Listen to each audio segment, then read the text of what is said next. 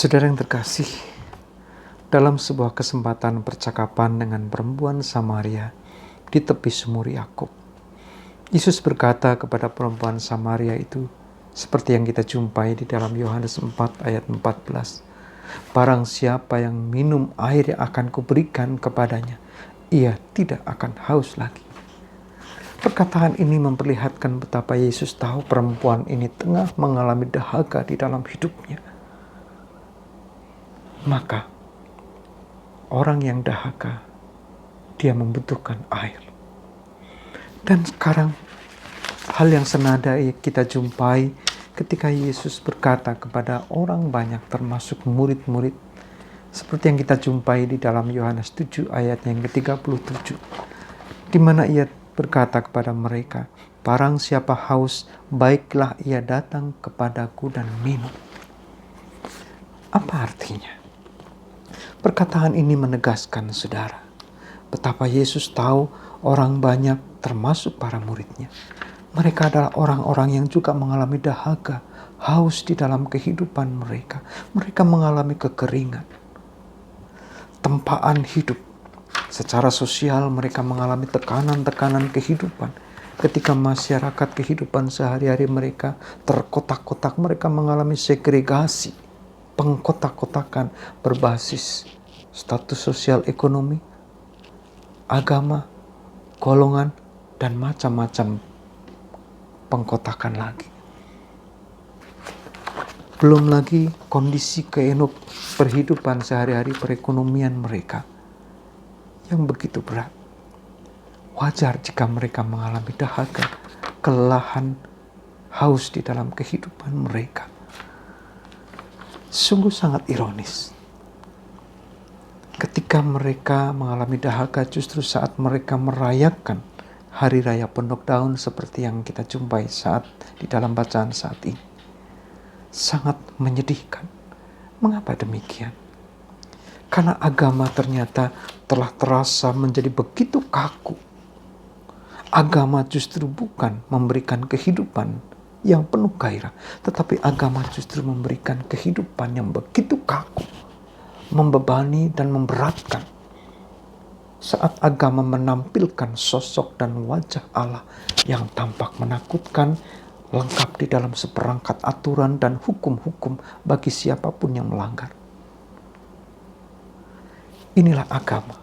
Inilah wajah Allah yang ditampilkan melalui agama.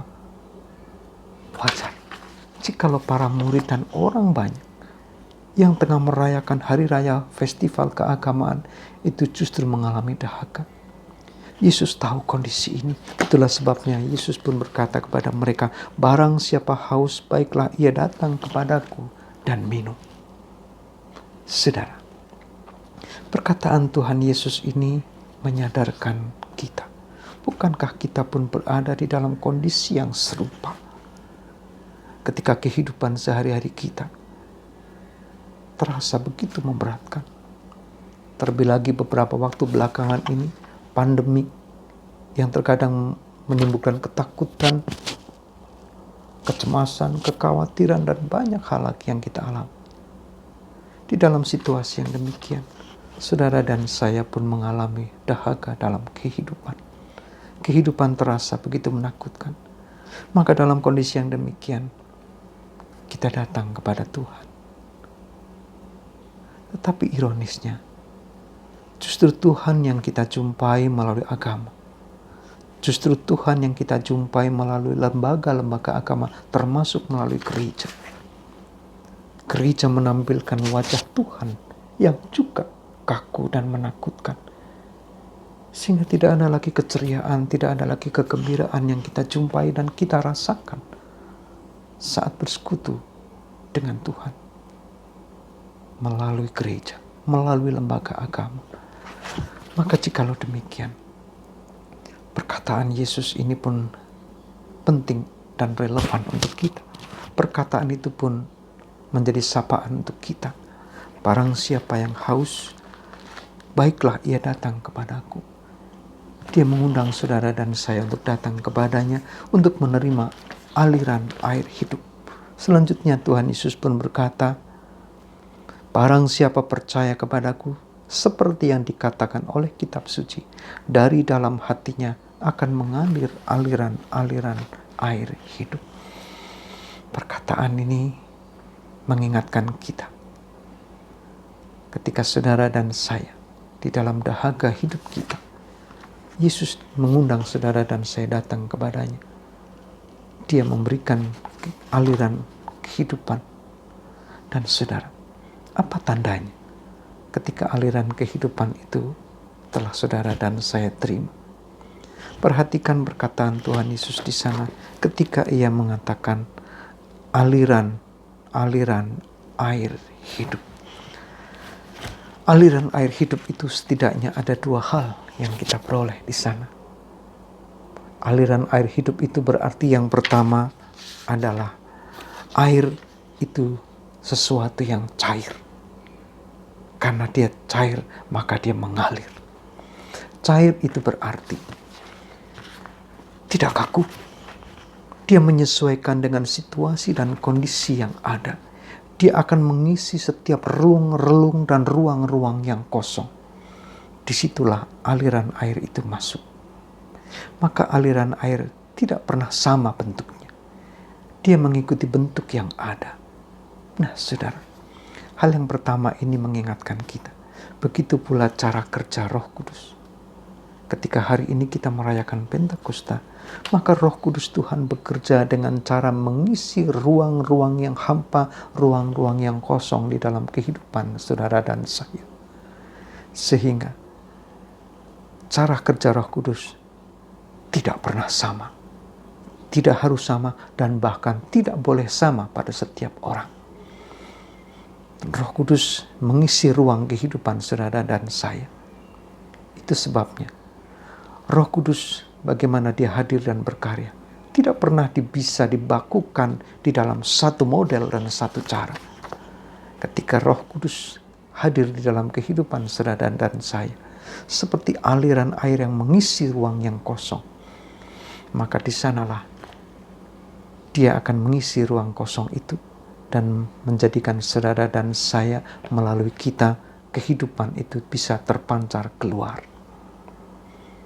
Roh Kudus tidak pernah sama dan tidak boleh sama. Itu berarti setiap orang bisa memiliki cara yang berbeda untuk mengekspresikan imannya.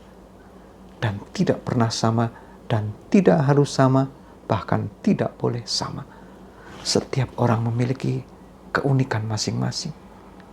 Maka kita harus menghargai bagaimana cara orang mengekspresikan iman mereka. Bagaimana cara mereka menghayati sapaan Tuhan. Tapi satu hal yang pasti. Roh Kudus Tuhan hadir di dalam dirinya. Itu yang pertama. Lalu yang kedua saudara. Kata aliran air ini juga mengingatkan kita. Aliran itu berarti selalu bergerak dan berubah. Itu berarti Roh Kudus Tuhan ketika bekerja di dalam kehidupan saudara dan saya, dia akan menghadirkan sebuah perubahan sama seperti para murid di dalam kisah Pentakosta. Ketika Roh Kudus hadir di dalam hidup mereka, mereka bukan lagi nelayan Galilea, tetapi mereka berubah menjadi saksi-saksi Kristus. Mereka berubah menjadi penjala-penjala manusia. Itulah ketika aliran air hidup mereka terima di dalam kehidupan. Itulah ketika aliran hidup mereka terima melalui Roh Kudus Tuhan. Saudaraku, hari ini kita merayakan Pentakosta. Maka pastikanlah saudara dan saya menerima aliran hidup itu. Agar setiap relung yang kosong di dalam hidup kita, setiap ruang yang hampa, biarlah Roh Kuduslah yang hadir di sana. Bukan egoisme kita, bukan hawa nafsu kita.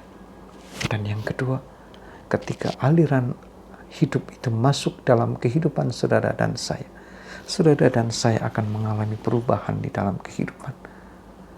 Dan sebagai akibatnya adalah keceriaan, kehidupan juga terpancar melalui saudara dan saya. Selamat Pentakosta. Tuhan memberkati. Amin.